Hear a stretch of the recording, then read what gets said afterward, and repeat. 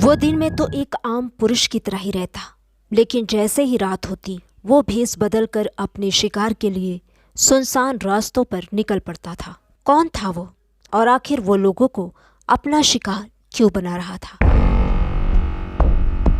पंजाब के जिला रूपनगर के एरिया निरंकारी भवन के पास एक कार काफी समय से संदिग्ध हालत में खड़ी हुई थी। ये देखकर आसपास के दुकानदारों और राहगीरों की भीड़ वहां पर जमा हो गई। इनमें से ही कुछ लोगों ने जब कार के अंदर झांका तो उनके जैसे होश ही उड़ गए, क्योंकि कार के अंदर एक शख्स की लाश पड़ी हुई थी और हैरत की बात ये थी कि उसकी बॉडी पर कोई भी कपड़ा मौजूद नहीं था।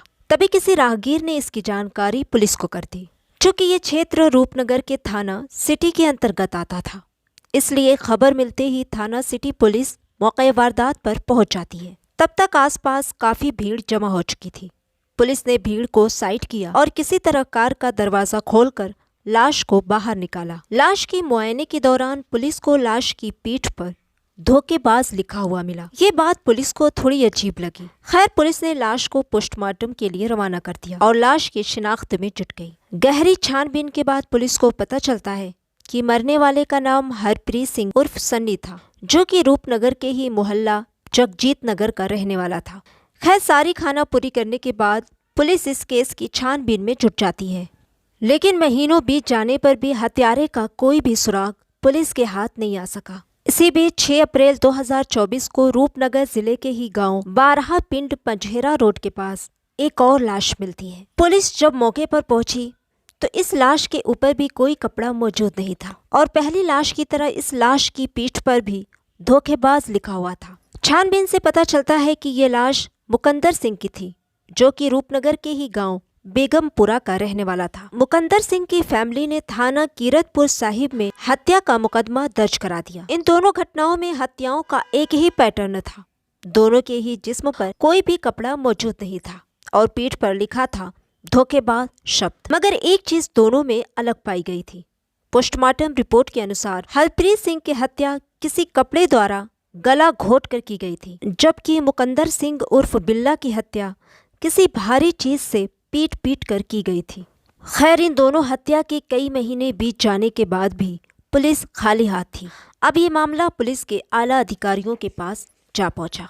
डीजीपी गौरव यादव ने अधिकारियों की मीटिंग कर उन्हें हत्या के ये दोनों के सुलझाने के निर्देश दिए। इसके बाद एसपी गुलनेज सिंह खुराना के सुपरविजन में एक स्पेशल टीम का गठन कर दिया गया। पुलिस इस केस को सुलझाने की हर मुमकिन कोशिश कर रही थी, लेकिन कोई कामयाबी मिलती इससे पहले ही 18 अगस्त 2024 को एक और लाश मिलने से हड़कंप मच गया और ये लाश थी मनिंदर सिंह की। इसकी भी हत्या गला घोट कर की गई थी और पीठ पर लिखा हुआ था धोखेबाज शब्द। ये देखकर पुलिस को लगता है कि इन हत्याओं के पीछे किसी एक ही शख्स का हाथ हो सकता है, यानी कि ये कोई सीरियल किलर था। अब ये सीरियल किलर पुलिस के लिए चुनौती बन गया था। लोगों में भी अब खौफ फैल चुका था। लोग रात में निकलने से डरने लगे थे। पुलिस ने अब रात की गश्त बढ़ा दी, लेकिन कातिल अभी भी पुलिस की गिरफ्त से दूर था। पुलिस अब 18 अगस्त को हुए मनिंदर सिंह के मर्डर की तफ्तीश कर रही थी। उसकी लाश हाईवे पर मौजूद उसकी दुकान के पास मिली थी। पुलिस ने वहां पहुंचकर आसपास का पूरा इलाका छान मारा, लेकिन कोई सुराग हाथ नहीं लगा। हाँ, मनिंदर सिंह की फैमिली से पता चलता है कि मनिंदर सिंह का मोबाइल घर पर है और न ही दुकान पर। पुलिस को भी मौके से कोई भी मोबाइल नहीं मिला था, इसलिए पुलिस ने फौरन मनिंदर सिंह की फैमिली से उसका नंबर लेकर सर्विलांस पर लगा दिया। पुलिस को पता चलता है कि मनिंदर सिंह का मोबाइल एक्टिव है और उसका इस्तेमाल भी किया जा रहा है। इसके बाद पुलिस ने लोकेशन ट्रेस कर उस शख्स को गिरफ्तार कर लिया, जो कि इस मोबाइल को यूज कर रहा था। पुलिस को लगता है कि उसने मनिंदर सिंह के कातिल को पकड़ लिया है, लेकिन जब उससे पूछताछ की गई तो उसने बताया कि उसने ये मोबाइल किसी से सेकेंड हैंड खरीदा है। पुलिस ने जब उससे पूछा कि जिससे तुमने ये मोबाइल खरीदा है उसका हुलिया और कद काठी कैसा था, तो उसने बताया कि उसका हुलिया बहुत अजीब था। असल में तो वो पुरुष लग रहा था, लेकिन उसने कपड़े और साज सिंगार एक महिला की तरह कर रखा था और उसने अपने सिर पर पल्लू भी डाल रखा था। दिखने में तो वो एक सुंदर महिला की तरह नजर आ रहा था, लेकिन जब उसने मेरे साथ बातचीत की तो पता चला कि वो एक पुरुष है। पुलिस ने एक स्केच आर्टिस्ट को बुलाया और उस शख्स के बताए अनुसार एक स्केच तैयार कराया और उस स्केच को उस इलाके और आसपास के इलाके और थानों में भिजवाकर मुखबिरों को भी काम पर लगा दिया। उस स्केच को सभी एरिया में चस्पा कर दिया गया। जल्दी ही इसका परिणाम पुलिस के सामने आ गया। मुखबिरों द्वारा पुलिस को ये खबर मिलती है कि इस हुलिये का एक आदमी रोपड़ इलाके में घूमता हुआ पाया गया है। इसके बाद पुलिस ने उसे रूपनगर के गांव भरतगढ़ से अपनी हिरासत में ले लिया।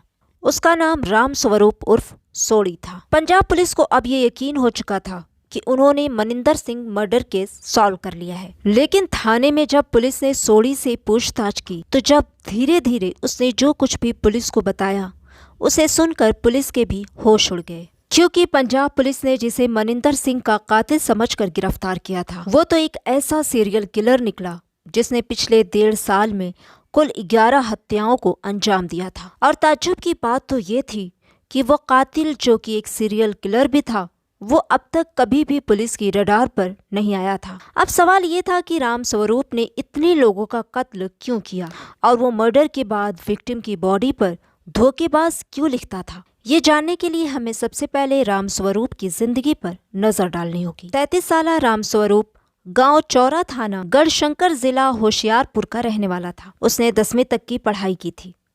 राम स्वरूप बचपन से ही समलैंगिक था। उसे बचपन से ही लड़कियों की तरह के कपड़े पहनने और सजने संवरने का शौक था। बचपन के दिनों में भी राम स्वरूप पड़ोस की लड़कियों के कपड़े पहनकर सजता संवरता था। आंखों में काजल और होठों पर लिपस्टिक लगाकर जब वो शीशे में खुद को देखता तो उसे अजीब सी खुशी मिलती थी। उसे ऐसा करते हुए एक दिन उसके पेरेंट्स ने देख लिया और उस दिन उसकी खूब पिटाई हुई। 10वीं की पढ़ाई के बाद वो ट्रक चलाने की ट्रेनिंग लेने लगा ताकि विदेश में जाकर नौकरी पा सके। विदेश जाने की कोशिशों में उसने अपना पासपोर्ट बनवाया और नौकरी करने दुबई चला गया। दुबई में जाकर उसने 1 साल अच्छे से नौकरी की। इस बीच वो अपने पेरेंट्स को भी हर महीने पैसे भेजता रहता। लेकिन 1 साल के बाद दुबई में ही वो ऐसे लोगों के संपर्क में आया जो समलैंगिक यानी कि गे थे। जल्दी ही वो दुबई के एक गे क्लब में शामिल हो गया। इसी बीच घर वालों ने उसे घर बुला लिया क्योंकि वो पिछले 2 साल से घर नहीं आया था। घर पर वो करीब 1 महीना रहा, लेकिन फिर अपने गांव से उसका मन उचाट रहने लगा। इस बार उसने अपना नया वीजा कतर के लिए बनवाया और कतर चला गया। वहाँ कुछ साल उसने मन लगाकर काम किया। साथ ही वो घर पे भी पैसे भेजता रहता, जिसकी वजह से उसके पिता ने गांव में ही नया घर बनवा लिया और अपनी जमीन भी ठेके पर दे दी। उसके पेरेंट्स को भी अब लगता कि राम स्वरूप अब काफी समझदार हो गया है, तो उन्होंने उसे वापस घर बुलाया और उसकी शादी कर दी। इसके बाद राम स्वरूप अब गांव में ही अपनी खेती वगैरह देखने लगा। उसके पिता ने गांव में दुकान भी खोल दी थी। साथ ही गाय और भैंस खरीदकर उसका भी व्यापार करने लगे। खैर सब कुछ बढ़िया चल रहा था। इस दौरान राम स्वरूप 3 बच्चों का बाप भी बन गया। राम स्वरूप की बेटी की उम्र अब 11 साल की हो गई थी। इसी बीच राम स्वरूप को शराब और दूसरे नशे की लत लग गई। नशे की लत की वजह से वो एक एक करके घर का सामान और गाय वगैरह बेचने लगा। शराब के नशे में धुत वो अपनी पत्नी के साथ भी जानवरों की तरह सलूक करता। उसके ये सारे करतूत देखकर उसके पिता ने सोचा कि अगर उसे जमीन जायदाद से बेदखल करके उसे डराया जाए तो वो शायद सुधर जाए। इसलिए उन्होंने कानूनी रूप से उसको जायदाद से बेदखल कर दिया ताकि वो सुधरे, क्योंकि वो उनका इकलौता बेटा था। लेकिन बेदखल वाली उनकी ये सोच किसी काम न आई। राम स्वरूप सुधरने के बजाय और बिगड़ता चला गया। अब तो वो अपने पेरेंट्स और बीवी बच्चों को भी जान से मारने की धमकी देने लगा। साथ ही आस पड़ोस वालों से भी वो लड़ाई करता, लोगों से कर्ज लेता। न चुकाने की वजह से उसकी शिकायतें उसके घर आती। सारे मवेशी को उसने बेच दिया। आखिर तंग आकर एक दिन उसके पेरेंट्स ने उसकी जमकर पिटाई की और उसके आगे हाथ जोड़ दिए और कहा कि वो यहाँ से हमेशा के लिए चला जाए। वो और उसके बीवी बच्चे अब उसकी शक्ल तक देखना पसंद नहीं करते। ये कहते हुए उसके पिता ने उसे घर के बाहर निकालकर दरवाजा बंद कर दिया। ये बात जनवरी 2022 की है। घर से निकाले जाने के बाद राम स्वरूप ने शर्म के मारे अपने गांव को हमेशा के लिए अलविदा कह दिया। कुछ दिन तो वो इस गांव से उस गांव भटकता रहा। उसे जिंदा रहने के लिए अब पैसों की जरूरत थी। शराब की लत ने उसे कहीं का नहीं छोड़ा था। कब तक वो भीख मांग मांग कर अपना गुजारा करता। शराब के बिना एक पल भी जीना अब उसके लिए दूभर सा होता जा रहा था। और फिर यहीं से एक आम आदमी से सीरियल किलर बनने की शुरुआत होती है। अब वो ट्रक ड्राइवरों से लिफ्ट लेकर इधर उधर घूमता रहता। इस दौरान उसने देखा कि गे लोग लंबी दूरी की गाड़ियों में सेक सवारकर के रूप में काम करके काफी अच्छा पैसा कमा रहे थे। राम स्वरूप चूंकि दुबई में गे क्लब का मेंबर रह चुका था, इसलिए उसने सोचा कि क्यों न वो भी एक सेक्स वर्कर के तौर पर अपने अनुभव का इस्तेमाल करे। उसे पैसों की अशद जरूरत थी, इसलिए उसने ये काम करने का अंतिम फैसला कर लिया।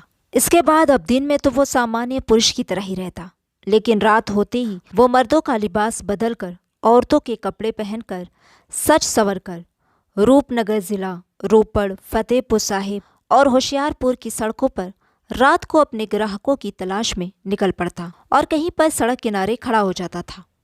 जब वो देखता कि कोई मर्द अपनी गाड़ी में अकेला है तो वो उससे लिफ्ट मांग लेता और गाड़ी में बैठने के कुछ देर बाद बातचीत के दौरान वो उससे सवाल करता कि क्या वो उससे फिजिकल रिलेशन बनाना चाहता है। अगर वो शख्स इकरार कर लेता तो वो उससे पैसों की बात करता और फिर आखिरकार एक रकम पर उन दोनों का समझौता हो जाता था। एक तरह से राम स्वरूप उर्फ सोढ़ी अब जिस्म फरोशी का धंधा करने लगा था। जून 2023 को राम स्वरूप रोपड़ में सड़क किनारे महिला का वेश बनाकर लिफ्ट का इंतजार कर रहा था। थोड़ी देर बाद एक शख्स ने उसे लिफ्ट दे दी। कुछ दूर जाने के बाद जब सुनसान रास्ता आया तो दोनों के बीच धंधे की बात हुई। 150 रुपये में जिस्म का सौदा हुआ। गाड़ी वाला मान भी गया। उसके बाद दोनों के बीच संबंध भी बने। काम पूरा होने के बाद राम स्वरूप ने गाड़ी वाले से अपने पैसे मांगे तो गाड़ी वाले ने उसे गाड़ी से उतरने को कहा और उसे 100 रुपये का नोट पकड़ाकर गाड़ी से नीचे धक्का देकर गिरा दिया। राम स्वरूप को उसकी इस हरकत पर काफी गुस्सा आया। वो हमेशा अपने कंधे पर अंगोछा डाले रखता था।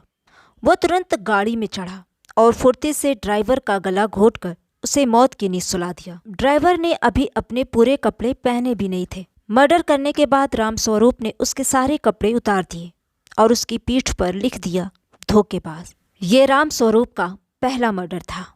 पुलिस उस वक्त मौके वारदात पर आई भी, तफ्तीश भी हुई, लेकिन 1.5 साल बाद जब कोई सुराग नहीं मिला तो इस केस की फाइल को क्लोज कर दिया गया। बस फिर यहीं से कत्ल का सिलसिला शुरू हो गया। राम स्वरूप हर रात सड़क किनारे खड़ा हो जाता था। कोई ग्राहक मिल जाता तो उसके साथ सौदा करता। ग्राहक अगर शराफत से तयशुदा रकम दे देता तो वो बच जाता था। अगर ग्राहक अपने वादे के अनुसार पैसे नहीं देता तो फिर राम स्वरूप उसको हमेशा के लिए मौत की नींद सुला देता। हर हत्या के बाद वो प्रायश्चित कर विक्टिम के पैर जरूर छूता था। 18 अगस्त 2024 को राम स्वरूप उर्फ सोढ़ी कीरतपुर साहिब पहुंचा। वहां पर टोल प्लाजा के पास एक चाय की दुकान थी। उस दुकान का मालिक 37 साल का मनिंदर सिंह था। उस समय दुकान के सभी ग्राहक जा चुके थे। मनिंदर सिंह भी दुकान बंद कर रहा था। तभी राम स्वरूप वहां पर महिला के वेश में जा पहुंचा। उससे घूंघट भी डाला हुआ था। इशारे ही इशारों में दोनों के बीच गुप्त बातचीत हुई। उसके बाद पैसों की बात हुई। काम पूरा हो जाने के बाद पैसों को लेकर दोनों के बीच झगड़ा हो गया। राम स्वरूप हमेशा नशे में रहता था। कोई भी उससे पैसों को लेकर बहस करता तो उसे गुस्सा आ जाता और वो उन्हें मौत के घाट उतार देता। मनिंदर सिंह की जान लेने के बाद वो वहां से निकलने ही लगा था कि उसकी नजर जमीन पर पड़े मनिंदर सिंह के मोबाइल पर पड़ी, जो काफी कीमती लग रहा था। बस यहीं पर राम स्वरूप गलती कर बैठता है। वो अपने साथ वो मोबाइल भी ले गया और उसे एक आदमी को बेच दिया, जिसके कारण आखिरकार वो पुलिस की गिरफ्त में आ गया। खैर, राम स्वरूप के एतराफे जुर्म के बाद पुलिस लावारिस लाशों की गहन जांच पड़ताल में जुट गई, खासकर जिनकी हत्या गला घोंट कर की गई थी या फिर ईंट पत्थर से, क्योंकि सीरियल किलर राम स्वरूप के बयान के अनुसार वो कभी भी अपने साथ हथियार लेकर नहीं चलता था। अभी तक पुलिस राम स्वरूप द्वारा की गई 9 हत्याओं को वेरीफाई कर चुकी है।